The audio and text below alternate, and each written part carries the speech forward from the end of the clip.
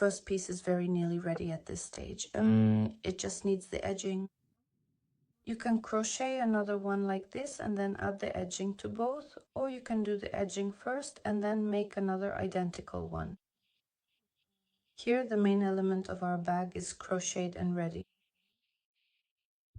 Before edging the fabric, I'll show you, using these two ends as an example, how we weave in the yarn ends in general. And I want to talk a little bit about this point. Don't rush to weave in the ends. If you're not sure, you won't be redoing your work. You can weave in the ends even after you've sewn the two parts together. Our fabric is soft, it can be turned inside out, and it will be quite convenient to do this, especially since we will be sewing our bag and also turning the fabric inside out. So that's my introductory note about this, and now I'll show you how I do it.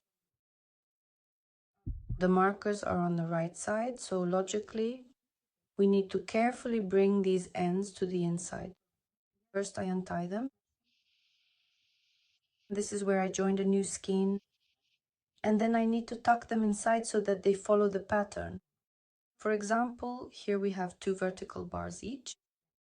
I already have one, and I'll form the second one right now. I simply insert the hook into the spot where it should be.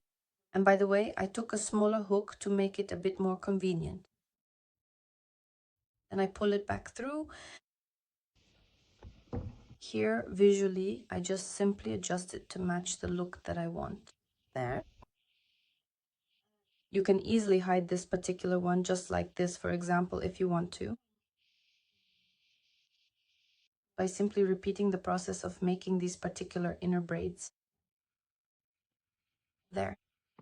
And you also can't tell that this is some kind of wrong bridge. Is that clear? So just repeat the pattern. On this side, you can immediately hide these two ends together and sew them in at the same time. So for example, I tuck in the ends. The ends will be inside, there will be a lining, so they won't be visible, and I simply pull the ends through. You don't have to do this for 3 kilometers, just a couple of centimeters is enough to secure them. That's it, I've hidden them. I don't cut them off until I've finished the first stage of hemming. I have a purple thread almost matching the color of my piece. I simply pierce deeply through the knitting and our ends so that it stitches everything together. I usually don't make knots. I insert the needle into the same hole it came out of, so there are no stitches visible. And you'll need this for sewing on the magnetic button. For the strap, it's not necessary since that part will be hidden anyway, but for the magnetic button, you'll need to be more careful. And just like this, you see I'm stitching from underneath. And while the ends haven't been trimmed yet, I secure them first. There I have secured them. Now I can trim them, and of course I cut them right down to the base so that nothing is visible. And here, I definitely recommend carefully stitching over the cut area because the cord can easily unravel here and cause you unnecessary trouble or inconvenience. It can cause unnecessary hassle, so you absolutely must stitch it securely.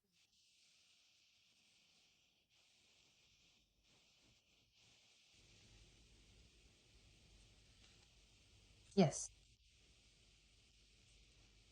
So I also don't make any knots, I just cut the thread right at the base and that's it. The thread gets tangled in the braiding of the cord itself, so it basically won't come out. This is how invisible the stitching of the ends looks. So if you can do it this way, it really is very inconspicuous.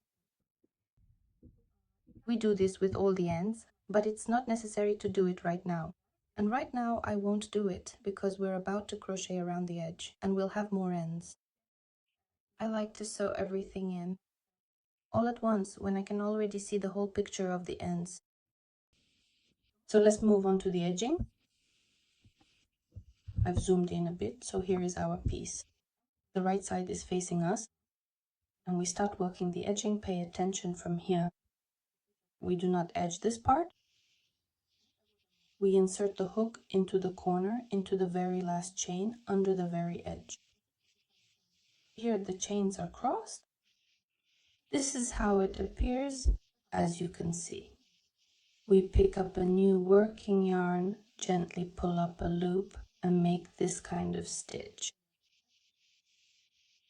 This is where we start. There is a nuance. For example, if this side is shorter than this one, you can use this loop to pull it and even it out. That is, you can intentionally make it longer and do it like this. This way you can slightly even out your crochet work. If everything is even, just tighten it so it's not too big. Tighten it here. Next, we insert the hook between each row. That is, the hook will be inserted between every row. The very edge hole from this side, meaning a convenient hole, I'm showing the convenient holes visually. Here, here, here, here, so the turning chains stay here, and right after them are these open spaces between the rows. As you can see, we grab them like this and insert the hook there. Our hook, by the way, this one is a 3.5. I'm switching back to my size 4 hook. I insert the hook between 2 rows. Hook. I grab the working yarn. We have 2 loops on the hook. I crochet it as a single crochet. So the edging is done with single crochets. Again, here we have, as you can see, a hole. Here, because of the increase, I have quite a big hole. You can try to grab some extra bars to close up the hole. For example, I found a bar, grabbed it, and crocheted it. Why is it called that, right? Again, next one. That is by feel. There isn't such specificity in this binding. There is no stitch count, but you should rely on the visual. And especially in these spots, I'll talk about them. Again, let's move over here. Here I have quite a large gap, so I'll knit into it twice. And I want to make a bridge here because the hole is pretty big. I've knitted it through, and maybe even this same one again. So here, play around, get creative. Check yourself so that you don't. It looks fine, nothing critical. All of this will be on the side seam and almost invisible. And this is how we move along step by step. So where the gap is very large, you can make 2 stitches. We keep moving forward like this steadily. We reach the corner.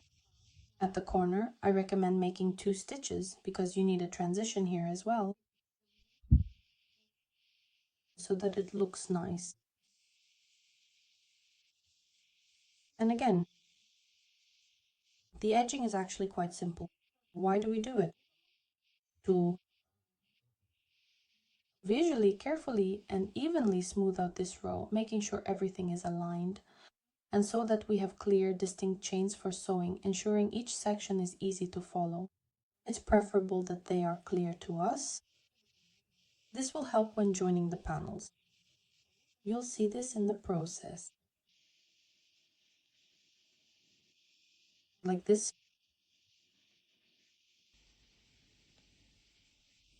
we move along. I will demonstrate the edging of one part completely on camera.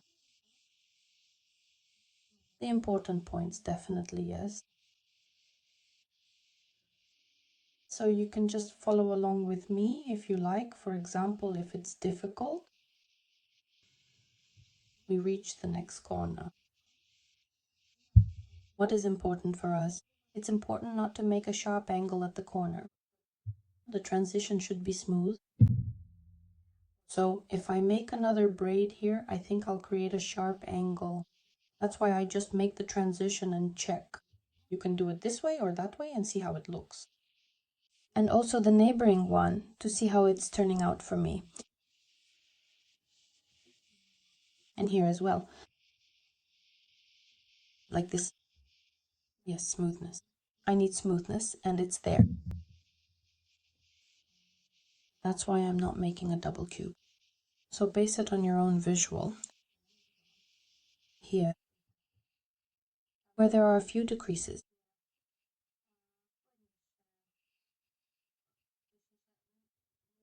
The edge here really isn't that nice and it tends to throw us off just a little bit.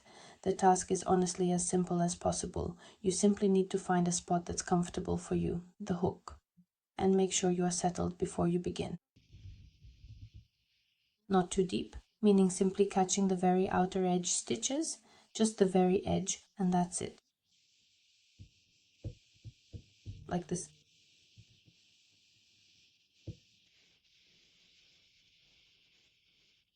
If, for example, you crochet very tightly, you can also avoid making this edging too dense. For instance, skip some stitches, so there aren't any waves here. We definitely don't need them. Everything should look neat. Like this.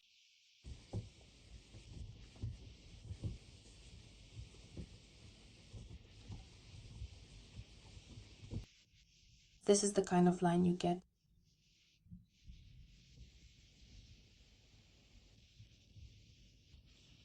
We're slowly moving upward toward the top.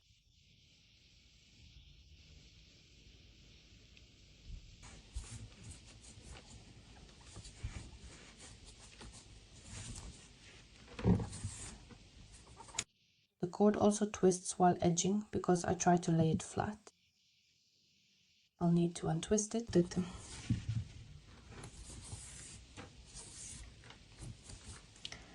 So watch carefully how I move here. At this point, I gently insert the hook once again from the side in order to make a nice smooth transition to this side. And here we attach with slip stitches. Right here at this spot, we have 5 of them in total, and you can see each one as I work through them. 1, 2, 3, 4, 5. 5 chains. We insert the hook under the first chain, like this, under the top loop. We grab the working yarn and immediately attach it. These are our slip stitches. Then we carefully tuck the next corner under the top bar, grab it, and immediately tie it again. Tucked, pulled through, and tied. Straighten it a little. Tucked, pulled through, tied. Tucked, pulled through, tied. Next. Here we have the tail.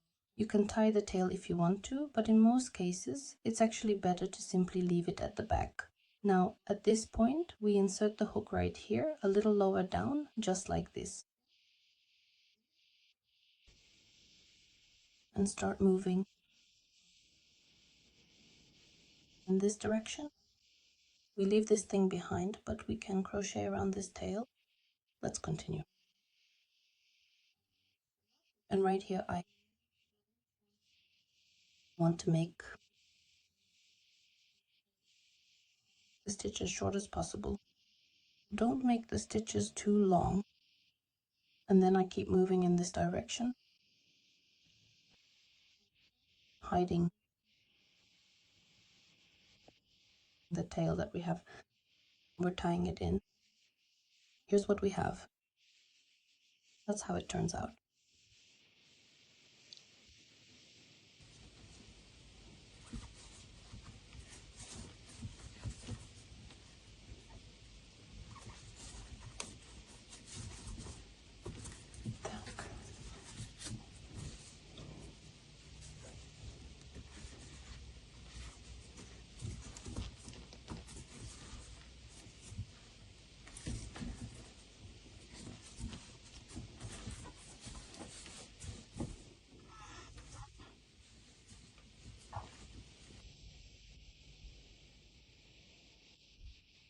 Let's keep going.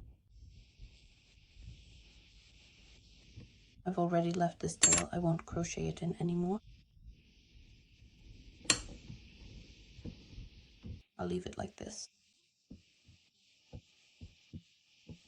then under the neck.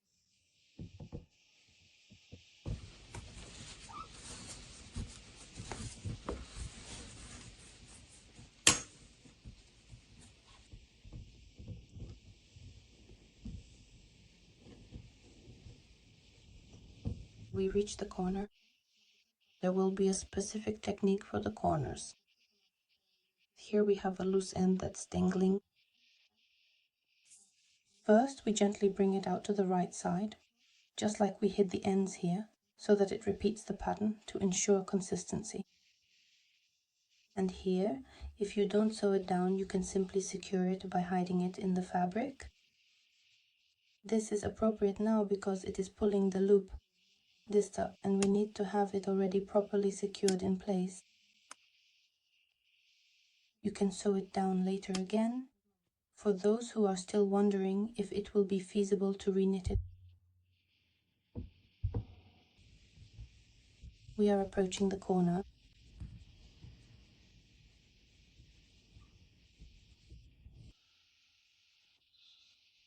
Here is our corner. Right here, we will be stitching. We have 21 stitches marked with a marker, and right next to it is a hole. This is where we will insert it. And in this corner, we tie it twice. If we have a large hole here, we grab onto some kind of bridge. I grabbed it right here. Here we pull the loop through nicely because it's a deep tie-in. You can remove the marker, and once more here. So in this corner stitch, we make another tie-in. This way we make the transition into the pull. Next we have the braids. We attach the braids with slip stitches like here. Here you can either skip this one or attach it. It depends on how it looks visually. I'm skipping it because the hook wants to go to the next one. And through the top loops of each braid, I make a stitch like this. Always check yourself to see if you like how it looks visually. If not, you can always redo something to make it more interesting and neater. With these slip stitches, as we carefully work through each individual braid, we create our crochet piece, one step at a time. The middle. Like this.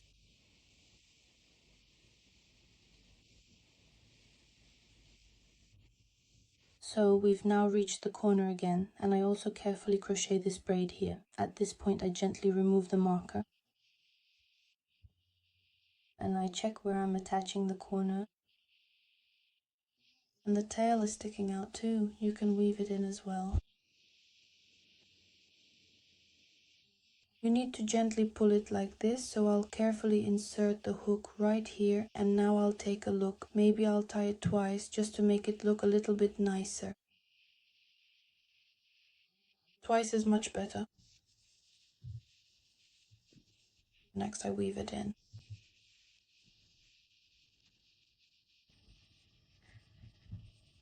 I'm weaving in the tail.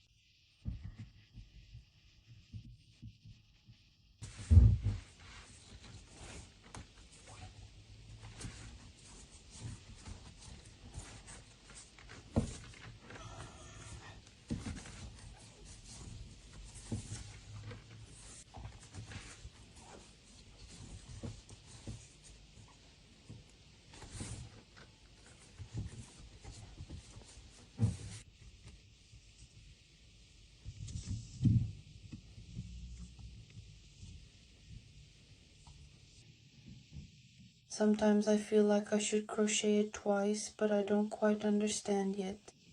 Here once more, maybe here too, right next to it.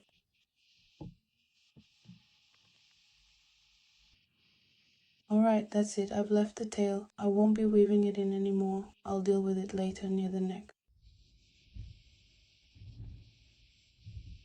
Let's go over to the corner, just over there. Let's see what we can find. Right here, it really seems to fit quite well. There are such large, noticeable gaps between the pieces, making it very obvious.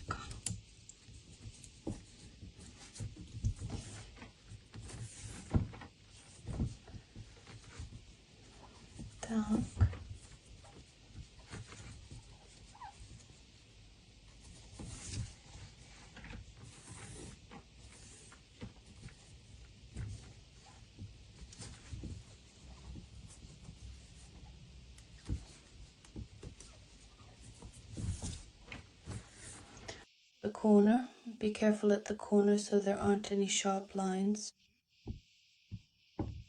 Look, either we crochet the corner twice or just once. It depends on how sharp it turns out. There.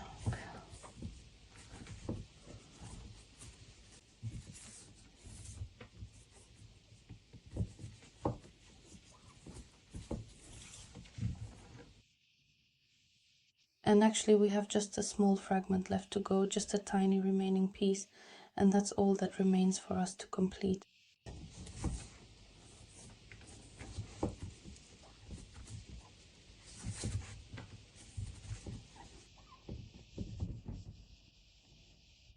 And the yarn has gotten really twisted, and I don't want to untangle it because there's already a lot of edging here.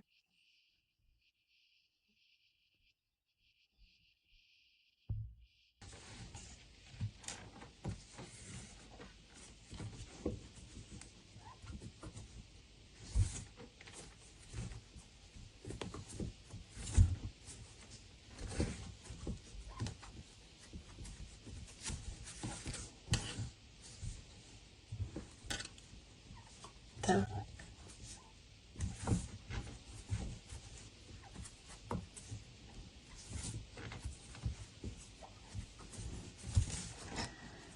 And here we have a decrease.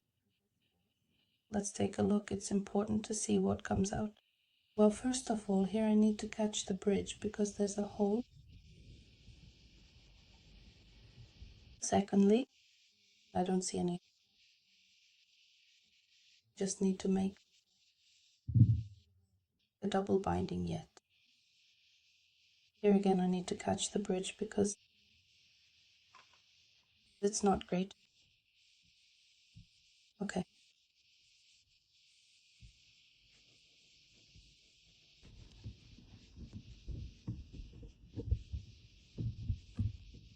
So we have just the finishing touches left to wrap things up.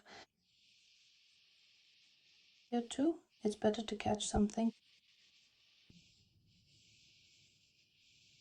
Same here, look, it's exactly the same. If you need to add a little extra length here so it matches, you can simply crochet a stitch like this and then carefully hide the yarn right there. However, I don't need to do that in this case, so I'll stop at this point. I'll just pull the yarn out a bit longer, making sure to leave a little extra slack, and we'll close it off right here, finishing it neatly. Carefully. We close it, very carefully inserting our hook into the corner as if from the wrong side to the right side, gently. Blogger. In the corner, we grab the end that we just cut off. Yes, and we bring it back here. It's like we thread the tip into the stitch from which it comes out, and we return it as a false loop. We do it like this. And this end will also be hidden. And this is what our piece will look like. This is the edging we've made, yes. This is how our work piece looks. You can already remove the markers. You can leave just one. For example, to help you tell the right side from the wrong side. I can see it anyway, but if it's hard for you, just check. You can leave it. We knit the second part completely like this. But before we sew these parts together, for example, we should transfer the shape of the bag onto paper so that we can later cut out the lining. It's much easier to do this now than when the bag is already sewn together. Now let's measure again what we have here. Here I have 22.5 and here I already have 47 centimeters. I've finished this part here. Well, wonderful. And this height I think is the same, 35 centimeters. Excellent. Blogger. So now I'm going to take this. If you don't have such a large piece of paper, you can use parchment. For example, I have a piece of craft paper here with me. I'll take it now and I'll show you exactly how we will carefully transfer the drawing onto the sheet of paper that we will be cutting out. This is the kind of paper I have, thin craft paper. You can use parchment. Yeah. Now we carefully place our template down on the surface. The piece of fabric will be carefully cut along this part of the material as shown here. So we'll be sewing here with the lining. We don't touch the margins. So we take a pencil and from this corner like this. That is, I sewed the lining almost right up to the very edge. If you want it lower, you can take it a bit lower here. I start right from the very corner. And this is how I do it. The outline by the end so they don't stick out.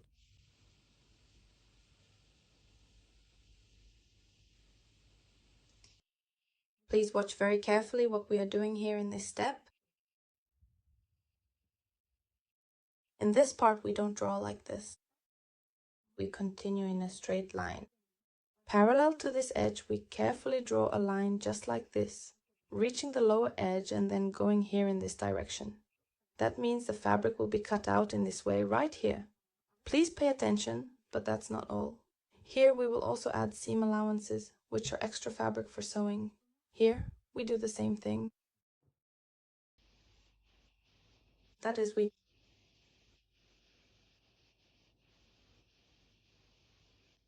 do it like this.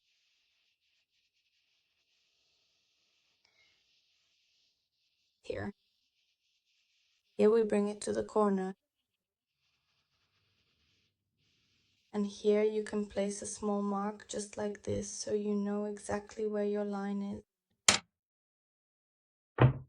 Now this is our line right here. Now we need to add 1.5 centimeter seam allowances all around the entire perimeter.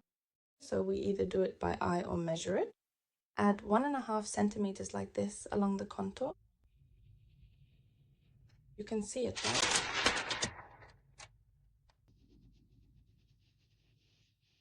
This is what will be cut out. Then you cut it out. Yes. And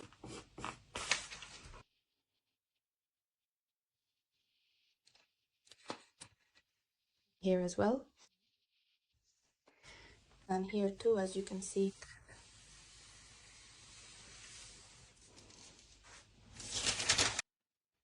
And you carefully cut along this edge, and this is how you transfer it onto the fabric. So you will need to cut out 2 such pieces, which will then be sewn together. We'll talk about the lining later, but you need to prepare it now. I've cut out the piece and we'll set it aside for later when we work with the lining.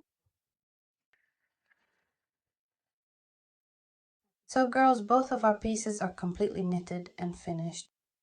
I've also hidden all the ends. Now we're going to move on to sewing the 2 parts together. And first, the very first thing we'll sew right here at the beginning are these edges. Let's do this very carefully. We'll sew each edge, and then we'll go around the perimeter with a continuous seam. Now I'll zoom in a bit on one of the edges. I'll show you how we sew, what we're doing, and then I'll explain the whole process. We place the piece face side up in front of us, take a needle, I'm using a plastic one, and a small piece of our cord. Since we're going to be sewing small parts right now, I'm not treating the ends of the cord in any way. What do we do next? Here's our front side. We sew these edges together from the front side.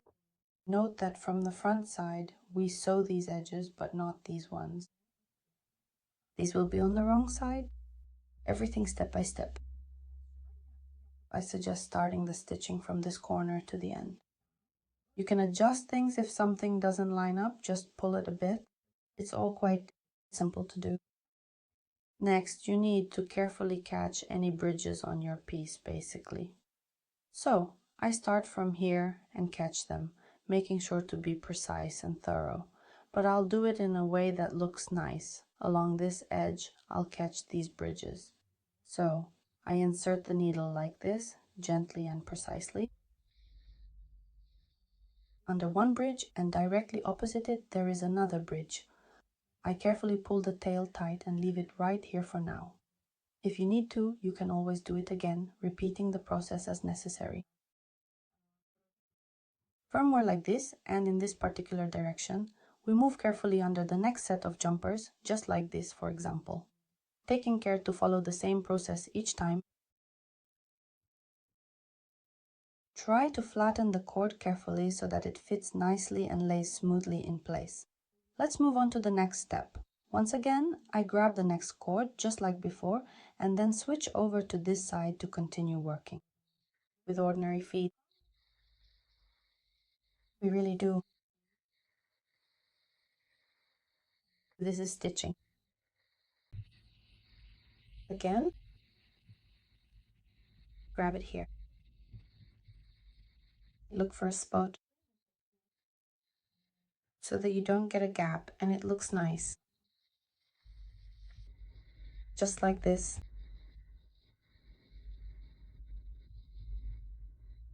We move along.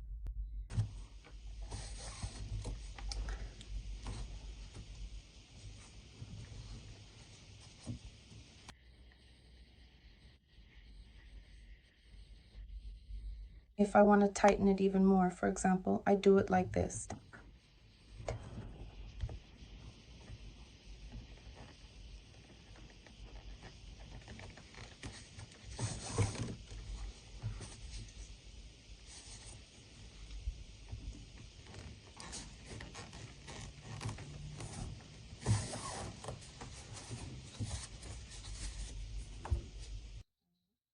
We're almost done. This is a very quick procedure for stitching these ribs that form the base. Here we grab the outer ones. You can even take two so it holds better. And here the same way. For example, like this.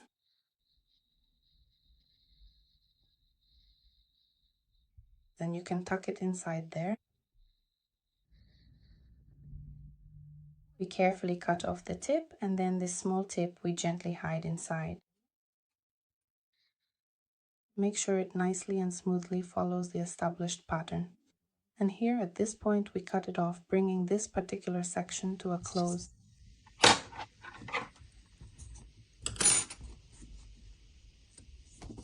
Neatly tuck it in and sew these two ends from the inside out. And just like that, one is done. One fragment is sewn together. This is how it looks. In the same way, we sew the other three sides, 3 more fragments. We do this ourselves. We tuck in the ends, and next I'll show you how we sew the entire base together. So the pieces are sewn together at the corners. I've tucked in and sewn the ends.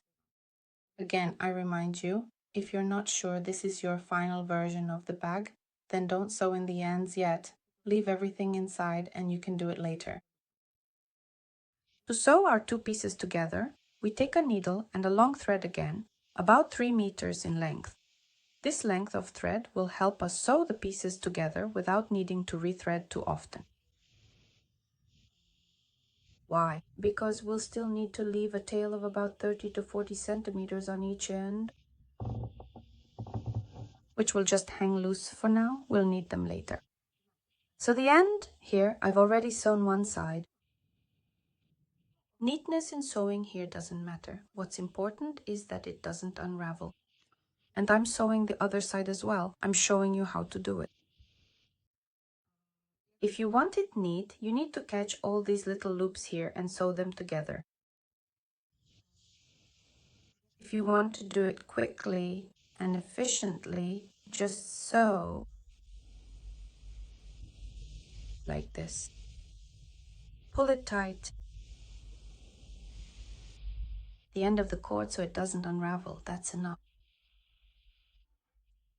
Why don't I burn the end? The reason is that we'll actually be using this tip later on to sew these edges together, and a burned end just gets in the way. It tends to catch on the knitting. So here we have a nice long cord for the corner, which will be helpful when we get to the sewing part. What do we do next? We take our pieces and turn them inside out. So this is the right side. And this is the wrong side. And here as well to the wrong side. We carefully and gently fold them like this. Right sides together with the wrong sides facing us like this. Now let me show you how we sew them together. We effortlessly grab the top parts, the first slanted braids here right at the corners. There's no precision here because we don't have any matching braids. It's important to match corner to corner, right? These notches need to be matched together. That's important. You need to keep an eye on that. Everything else, that's not such a big deal. So what I do next is grab the entire braid, making sure to hold all the strands together from one part of the blank. The blank here refers to the area we're working with, and I'm focusing on the section that's right next to our horizontal line. This is the top part, which means the very first one here. By grabbing this section carefully, I make sure I have a secure hold on the correct part, which helps keep everything organized as I move on to the next steps. And for the first time under the whole braid, the second blank, I pull it through, and it's important to leave a tail. Leave a tail like this, about 30 to 40 centimeters here. Here you can turn it this way to securely fasten it. And now here we go down to the braid that is just below. The stitching is as simple as possible. So here I suggest that first of all, you should always make sure to carefully straighten the thread before you do anything else. And second, be sure to pull it tight, really, really snug. This will help ensure the best results. Next, we move to the next braid again, and here we go down.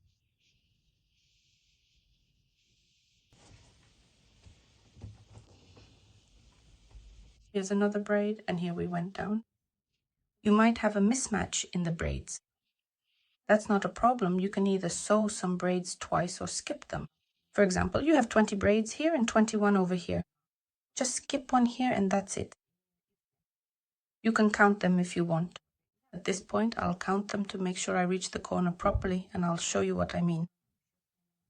So right now, I'm moving like this. You follow along with me. The main thing here is to carefully catch all of the braids, because we really need this step so that our edge has a certain specific quality. Look.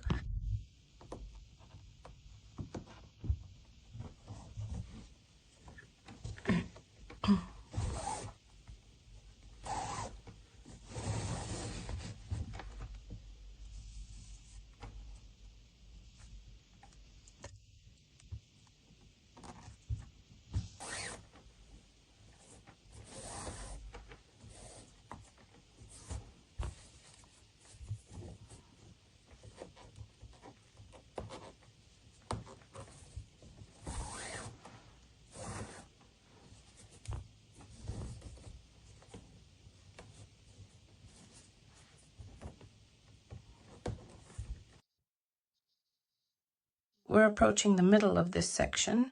Let's take a look. Here, we can even go by the rows. Count them. 1, 2, 3, 4, 5, 6, 7, and 8. Here, 1, 2, 3, 4, 5, 6, 7, 8. Here they need to match right here, right here. You can even mark them with markers if you want. These ones here, or these two here, this is how they should align. And we keep moving on.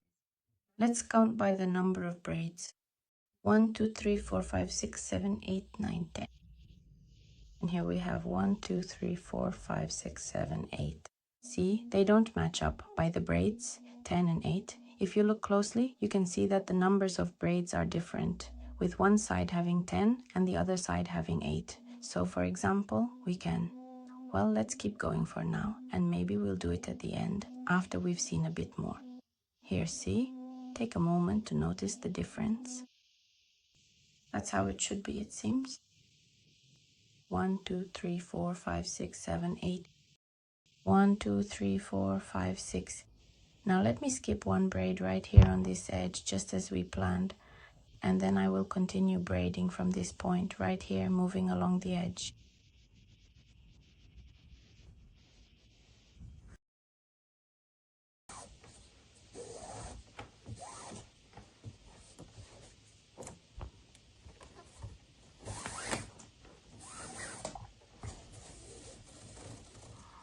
Yes.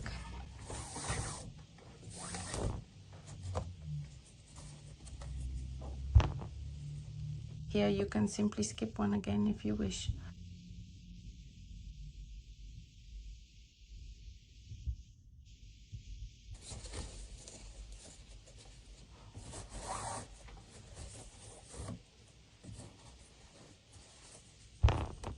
And we stitch it together.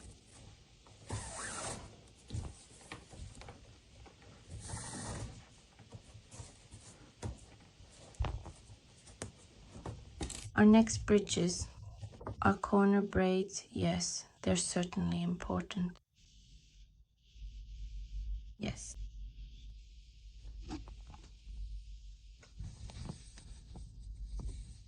Next we move down in the same way. Yes. So by analogy, let's do this part on our own, straight ahead, and then we'll do this part together. Okay, I've reached this curve. We're getting closer to the bottom. Here, I've already counted that I have 3 more loops here than I do here. I need to even this out, so now I'm going to show you step by step exactly how I need to even this out. So now I'm going to show you how I do it in detail. So what I did was I took this loop and then I'll go back into the same one I just came out of, just as before. That is, you can skip or you can just knit into each one twice depending on your preference. It's really up to you, and you can choose whichever method feels best for you. Take your time with this part, as it's important to get it just right. Like this. Then my stitches line up better right here. And here too we look visually like this. Like this. Then my stitches line up better right here. And here too we look visually to make sure our seams are directly opposite each other. It's important to place them directly opposite each other.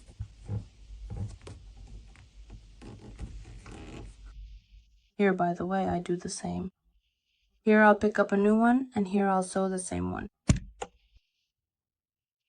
Here, by the way, I do the same thing as before. Here I'll pick up a new one, just like I did previously, and here in this spot I'll sew the same one again. I've already adjusted 2 of them, and then I'll tighten it up a bit more right here, making sure it's just right, and that's it. Here's what we have at this stage, as you can see.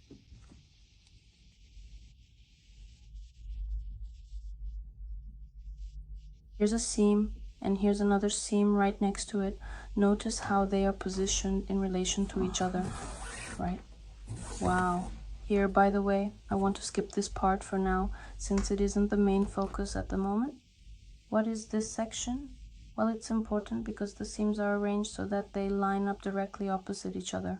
This alignment is intentional, and it helps ensure that everything fits together properly. By making sure the seams are opposite, the final result will look neat and well constructed. That's why I'm pointing it out here.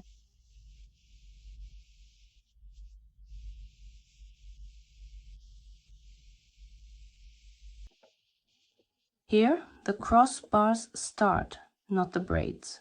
Where there's a seam, gently grab the ones that are more or less convenient for you, but don't go too deep. Take the ones that are positioned closer to the edge so that the transition is smooth. And of course, you can check yourself right here. See if the seam is opposite the seam, or a little later, because right now it's hard to see. Next, we have a transition to this line. Here everything is very simple. We have a line of bridges, 1, 2. Here, I might grab a few more, just to make sure I secure it a little bit better, yes. Next, I grab the bridge vertically on one side and the bridge on the other side. More precisely, here there are several bridges because they are crossed, but they are very clearly visible.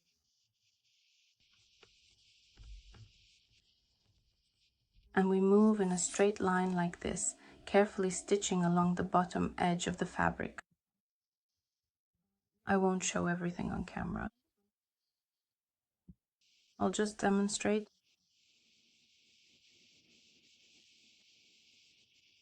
this fragment.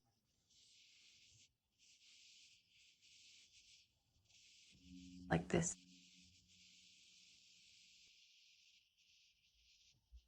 And like this. We move to the end on our own, and here we'll do it together.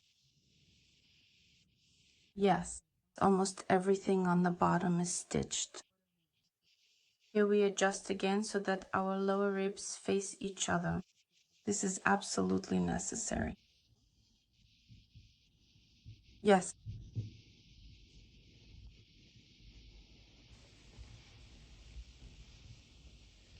And we stitch.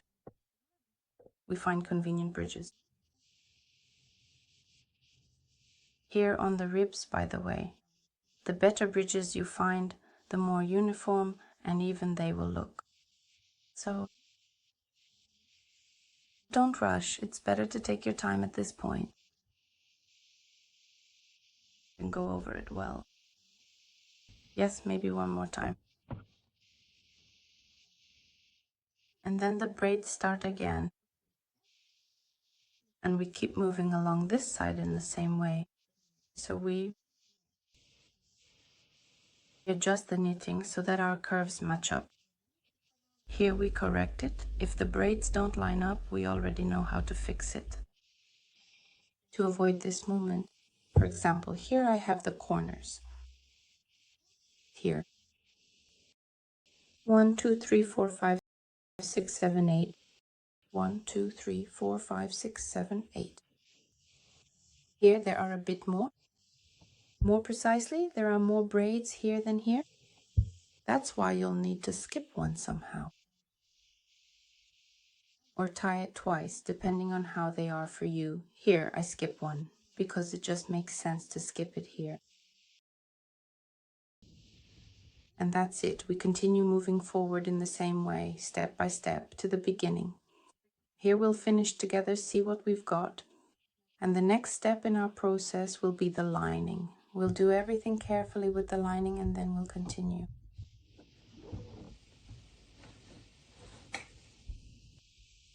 With a magnetic button and a strap.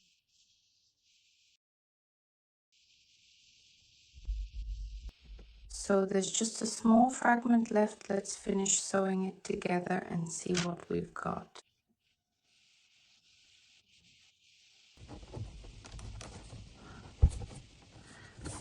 All right, for now you can also perhaps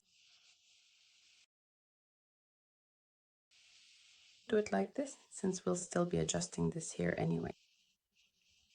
Just fix it in place and that's it.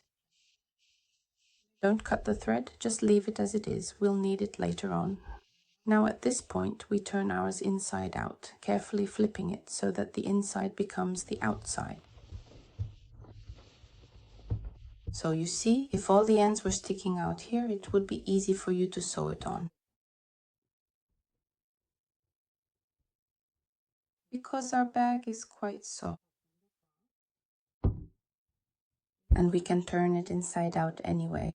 Here are our corners. Here they are. Here are the edges, which are the connections. You can adjust and tighten all of this a little bit. It hasn't settled yet, but over time it will settle a bit. Right now it might look like this. The ribbing is present. And here's what we have. Let me show you what we have. My little rise here, which I made bigger. It lays nicely like this. Here is where we'll sew it together, but that will be at the very end after we attach our handle. And now we'll move on to sewing in the lining. It's easiest to sew it in this position. Here too, thanks to the softness, you'll be able to do these manipulations to get into these spots. After we sew in the lining, we'll attach the magnetic clasp, which will close the bag right here. And finally, we'll have our straps and this part here, which will close like this. We'll be closing it in this way. Step by step, let's move on to our lining. So for the lining, we need our piece that we prepared earlier. Yes, we transfer it from the paper. I've already cut it out, and we need 2 of these pieces. Now I'll explain the step-by-step process of sewing the lining. It's very simple, nothing complicated, and it sews up quickly. You'll need some pins, and the first seams will be along the top edge of the bag. The right side of our lining is facing us, and we make these little folds with a seam allowance of 1.5 centimeters and secure them with pins. In other words, this is the place where the stitch will go. We secure it like this, for example, such as this.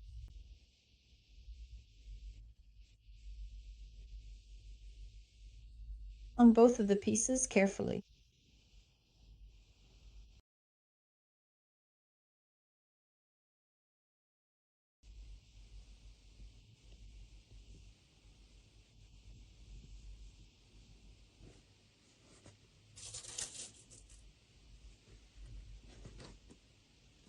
Okay, the first one is done, and we do the second one the same way.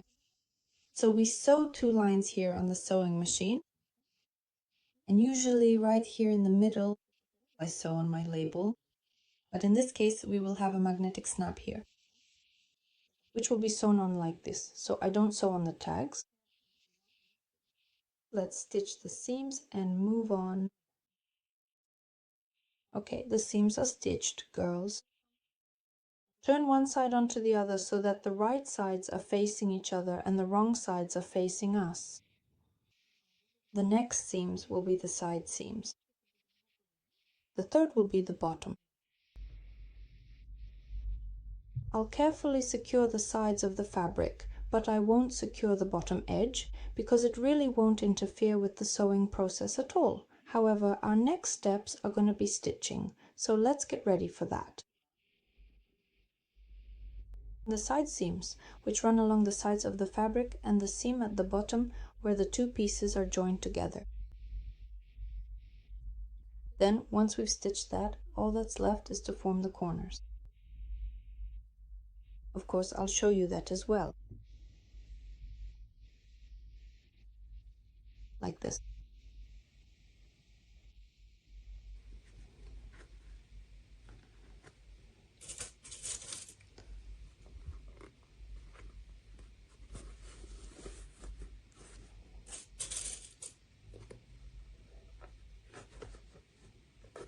In terms of shape,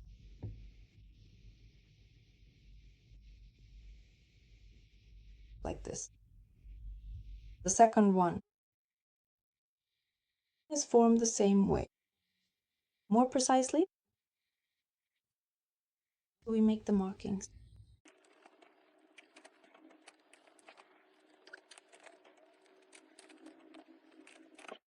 That's it. I've marked both side edges. We stitch the first one, and the last one we stitch is this part. And then we'll move on to forming the corners. When our piece is sewn together, all that's left is to form the corners right here. And how exactly do we actually do this? We take our lining and fold it in such a way that this corner is actually formed. Pay attention, this seam right here should align with the seam over here. That's your reference point. And now we'll measure the depth of the bag to make a mark. We take our bag.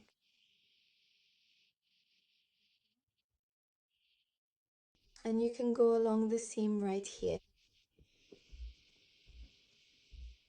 This depth, I have about 9 to 10 centimeters. 9 to 10 centimeters. We place it like this, you can see, so that for better clarity, right here it's 10. I'm taking 10 centimeters and right here. From the seam, 5 centimeters on each side so that we get an isosceles triangle and this corner is distributed evenly. Secure it with a pin. Not just one, I'll add more now because it's a bit crooked, so I'll carefully add a few more. Here we secure it along the straight line. Here, I'll repin it along the straight line. Here are my 10 centimeters. This is how the stitch will go. We do the same here by analogy. We form the corner folded like this, just like this, really like this. We place the seam opposite the seam. Measure 10 centimeters. Here they are. Secured it. Once.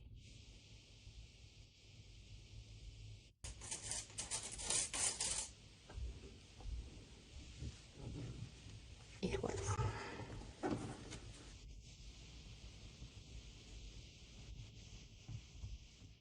These will be our last stitches. We sew them. And I'll show you how we sew in the lining. The corners of our lining are sewn. This is how it looks inside. And we insert it into our bag.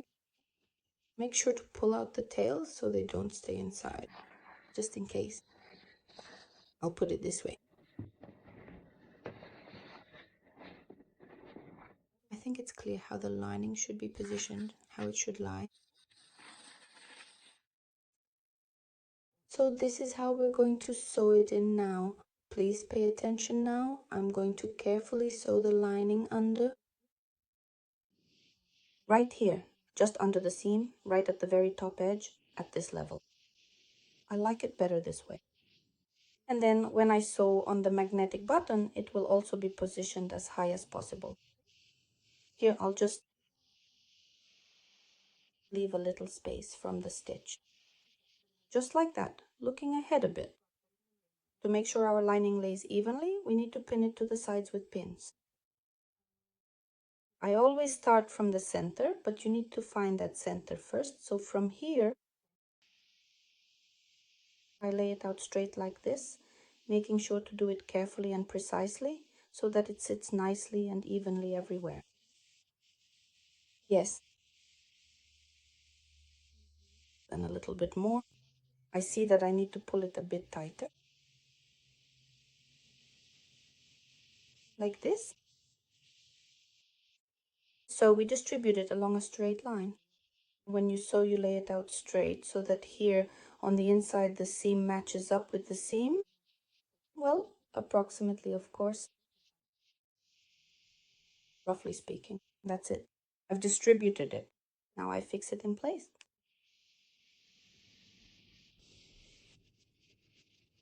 I fix it like this. Where I'm going to sew, yes, it was right here actually.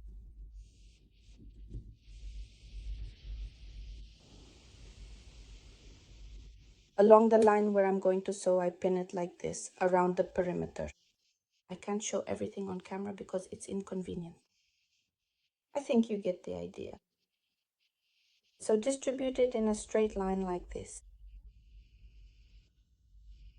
Let's do this on our own. And next we will start sewing in the lining. And I'll show you a completely invisible stitch that fits beautifully and blends into the lining. Sewing linings into crocheted bags. That's what I would call it. There you go. And we'll sew in our lining and then move on to the button. So the lining is secured for us. And we start sewing it to the base. Take a needle with thread. We start from the center. Here we secure the thread. blogger. Okay, we secure the thread below the seam line so that it stays under the lining, like this. And we bring it out to where we will be stitching at that level, like this. So the stitch will go like this for me. What am I doing? I pierce right here, this fold line horizontally from right to left.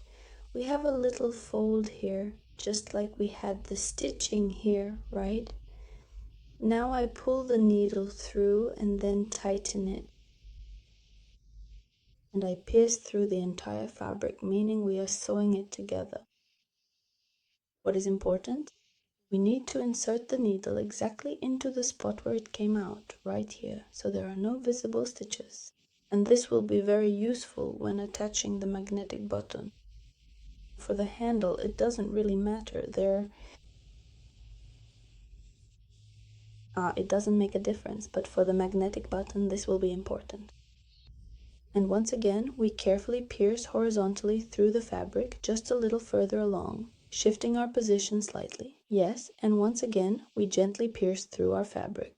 What do we get? We get that the stitch is completely hidden inside the cord and the lining, so there are no stitches left visible at all. Here it's very, very neat and tidy.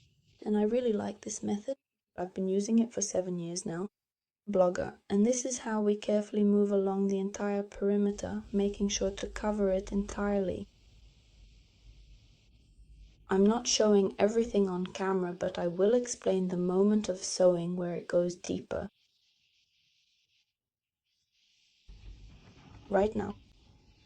Look, when you get here and further along, you can help yourself like this. But after each stitch, do this to see how your fabric is distributed so you don't have any shifting. Because this is deformation and it really distorts how your lining lays, understand? Well, for beginners, I think this information will definitely be useful. So, you can bend it but turn it around to see how it's coming along. And in the same way, we pierce through here. Here. Here we return to the spot where we started. Here we move a bit to the left. And like this, we sew the lining all the way around.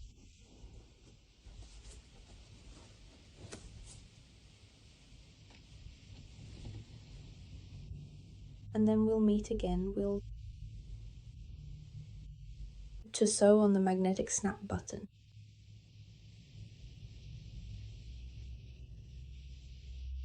I'll show you a bit closer what it looks like.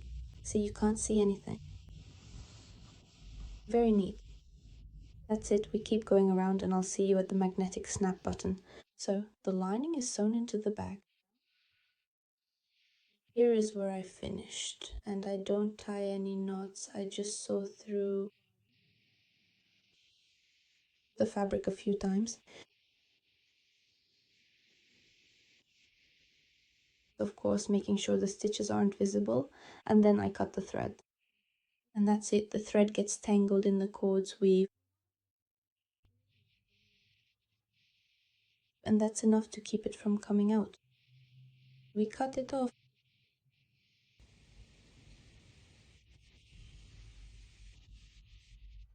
And here is what we have, this particular kind of lining inside our bag. Now we will move on to the next step, which is sewing on our magnetic clasp. So, for the magnetic clasp, we need to carefully find the exact center of our bag. You can even do this quite easily with a measuring tape right here at the opening by simply measuring it. Take your time to make sure your measurement is accurate.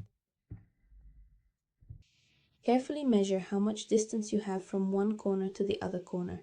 Here it is 10 centimeters. Wait, actually, I have 10.5 centimeters here. Here, here, here, here, here, here, here. This is the center. Mark it with a pin so you don't lose your place. And what is the most important thing when sewing on a magnetic snap button? The main thing is to control the fabric so that it lies nicely under the magnetic button. So while sewing, keep adjusting it, keep doing this constantly. Now I'll demonstrate. Secure the thread. I won't make any knots, I'll just carefully tuck it in like this. I'll carefully secure the fabric in place, making sure it is smooth and properly aligned. Then I will stitch the fabric a couple of times to hold it together, ensuring that everything stays in position. Once that is done, I will move on to the next step, which is sewing on the magnetic button to complete this part of the project. So I start by getting ready. There are holes in the leather, so it's clear where the work needs to be done. These holes are already present and easy to see, which helps guide me as I go through the process. To make sure you can follow along and understand what I'm doing, I'll show you on camera exactly how I do it, step by step. Everyone can do this themselves, meaning you can do it on your own. Even it out just like this, and then carefully bring the needle through the hole.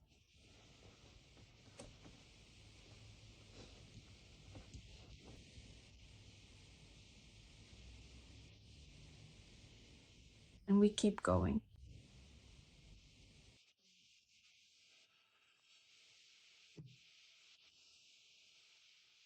It's important here to very carefully insert the needle into the exact same spot where your thread comes out. And we keep going right here.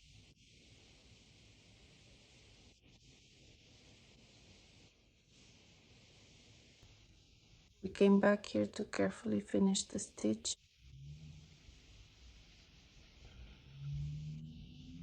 You can remove the pin, but keep straightening everything because your magnetic button can easily get misaligned without you noticing. So each time you make a stitch, straighten it, make another, straighten again. That way everything will stay nice and even. We're sewing in a circle.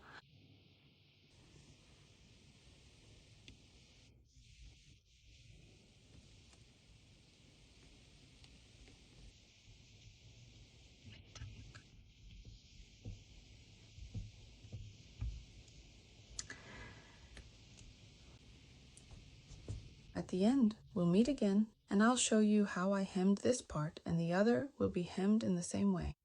The first parts of the snap button are almost sewn on.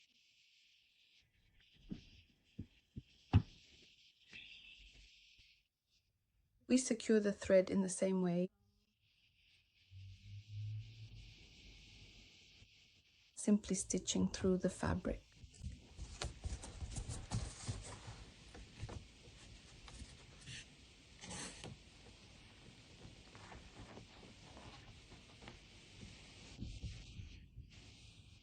We trim the thread right at the base. Recording.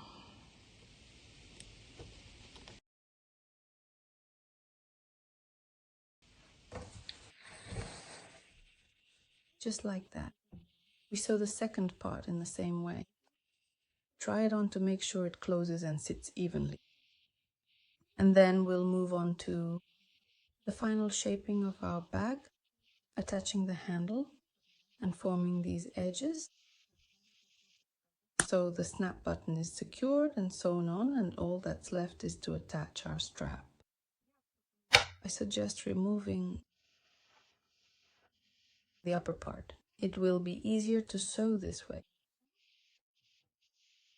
For now, we are only using just one piece, and we carefully place it exactly like this, positioning it precisely along the seam, making sure it is aligned properly. I'm holding the buckle above the fabric. For reference, this snap rivet is right at the edge of the seam, something like that. You can also do it like this. That is, here you can decide for yourself where you want the strap to be positioned. Sewing it on is exactly the same as with a magnetic snap. The only difference is that you don't have to worry about hiding the stitches since everything will be covered. And I would sew each stitch twice. For extra strength and durability, you can also use a much stronger, more durable thread if needed. I'm securing the thread. Let's start together, and then you can continue on your own. I'm securing the thread. Actually, I secure it from the inside. Here, I won't be trying to hide my stitches at all, as I want them to remain visible for demonstration purposes. Please do not sew this cord on just yet, especially while it is still dangling and not secured in place. And like this, I adjust it. You'll also have to keep fixing it so this part doesn't slip out of place.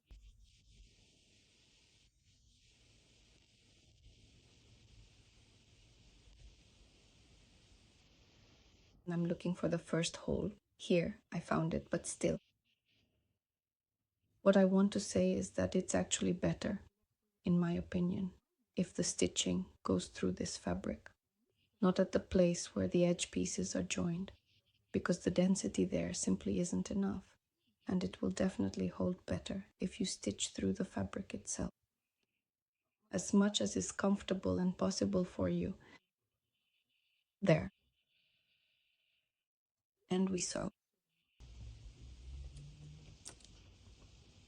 As I already previously mentioned, I want to stitch each stitch 2 times. Here, of course, it's a bit difficult in the sense that it's hard to get the needle into the hole. And it's actually quite easy to accidentally prick your hands while sewing, so don't rush, take your time and sew carefully to avoid pricking your hands. Well, my hands are already pricked, but even so, I still try to be careful and take my time to avoid any more pricks. So, pay attention. We sew like this, hemming both straps by folding the fabric edges inward and stitching them down. This helps prevent fraying and gives the straps a neat, finished appearance.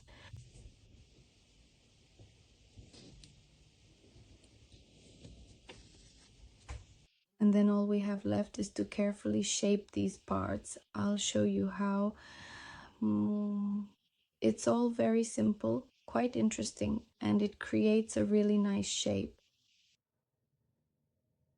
All right, let's keep going on our own, carefully and steadily hemming both in the same way. Both buckles. And then we'll be finishing up our piece.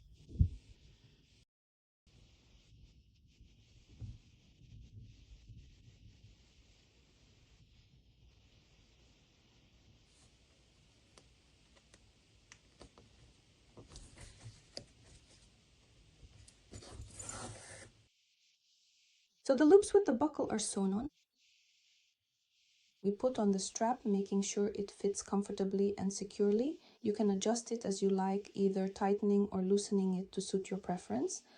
Personally, I really enjoy it when I skip one of the adjustment holes and fasten the strap into the next one, because it feels more comfortable and secure for me that way. The strap looks so stylish that way. A rather long part of it hangs down here. And that's interesting.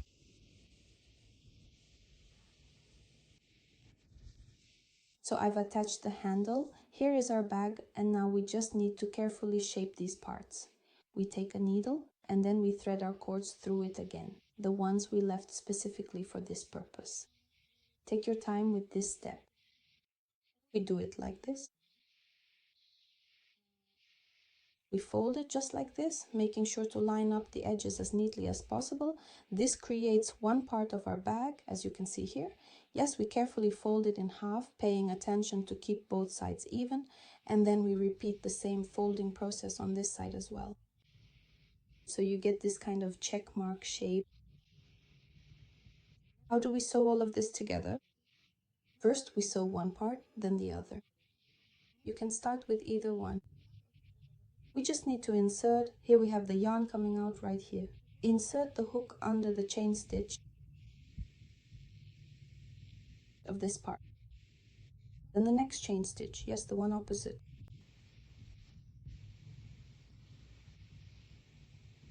There, and we pull it tight, sewing it together. Here, by the way, I only grab one loop, but Here I grab the entire chain stitch. For some reason I like it this way the most, and I suggest you learn to love it too. And again, do the same thing.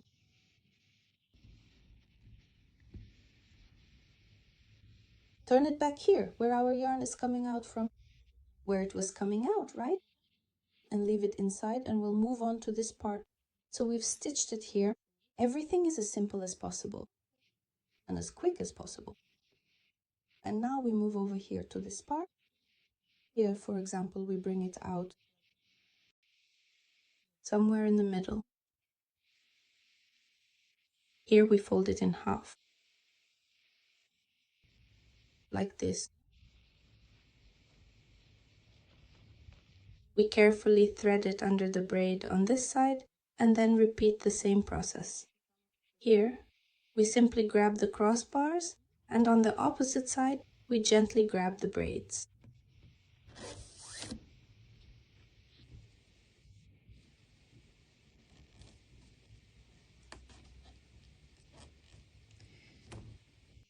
Here I don't have enough matching braids, so I stitch through the same one twice. And carefully. I turn all of this inside so that it looks nice.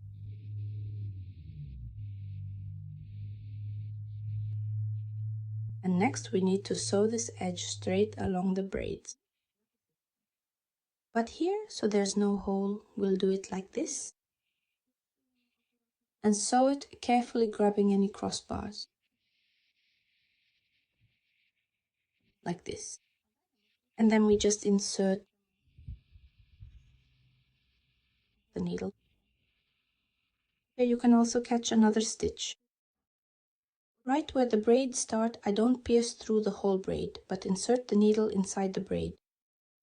I'll show you better now. So you have a braid here and a braid here. We only grab the nearest crossbars. That is, we insert the needle inside the braid. And here we also bring it out inside the braid, directly opposite. At this point, you can gently straighten our cord, so it lays nicely. And this is how we stitch it, pulling it tight.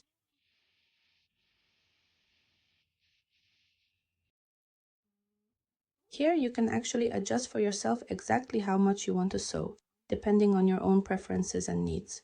Well, personally, I think this amount is optimal for most situations. That is to reach up to here. A curve. Here we have a very characteristic curve. Once you reach it, you can stop. You can go a little deeper. For example, like this. You can leave it, sew on the second one, and then see if it works for you or not. This is how it looks. If you've already stopped and you don't need to go further, because here we also need a proper cutout, then secure the thread and sew it in somewhere inside here. Do the same thing carefully on this side as well, and let's take a moment to see what we've got so far. Girls, I want to let you know that I've completely finished working on the bag. I've carefully sewn these parts together, making sure each stitch is secure, and I've also made sure to properly secure the thread at the end so that everything stays in place. The bag is completely finished. Let's take another look inside it. It's quite hard to see anything in here since it's rather dark, but everything still looks very neat, tidy, and complete.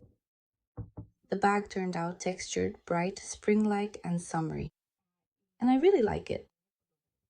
At the beginning of the video tutorial, I showed it to you compared to the latte bag. This one turned out a bit narrower. We've already talked about this. That's due to the density of the cord. And once again, I want to emphasize that in the future, when you make this bag, you can change the calculations if you are already an experienced craftswoman who understands the process. Because the whole point is in the calculations I provide so that you don't get confused later. With this, I am concluding this masterclass. I want to thank everyone who joined the project, who purchased the masterclass, who made the bag and shared it with me. I really appreciate it. Thank you all for your attention.